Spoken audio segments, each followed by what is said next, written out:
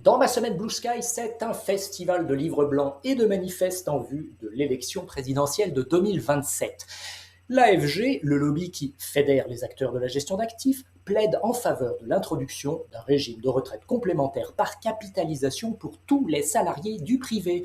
C'est bien entendu dans un objectif de justice sociale et de maintien du niveau de vie des futurs retraités, mais aussi pour venir en soutien au financement de l'innovation, de la souveraineté industrielle, énergétique ou numérique en particulier.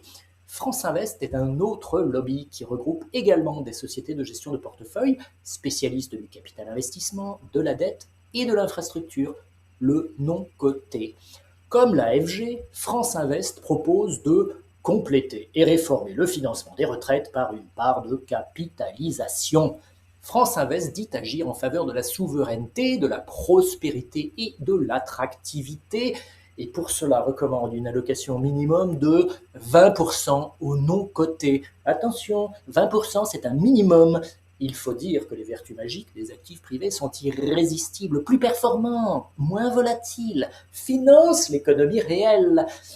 Pendant ce temps, aux États-Unis, le boss de Gianni Infantino est allé chercher les investisseurs de demain à la source, au berceau.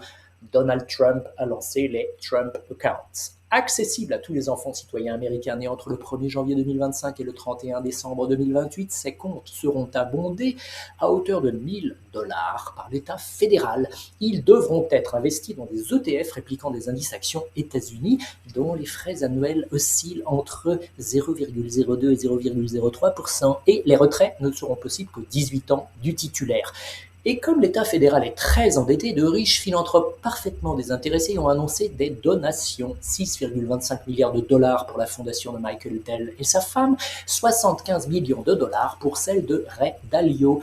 Je trouve l'idée géniale et je propose, dans mon propre livre blanc, de faire la même chose en France. Pour 600 000 naissances annuelles, abondées à hauteur de 1 000 € ne coûterait que 600 millions d'euros par an.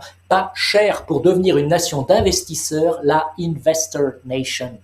Les institutions financières, tellement férues d'éducation financière, mettraient la main au portefeuille.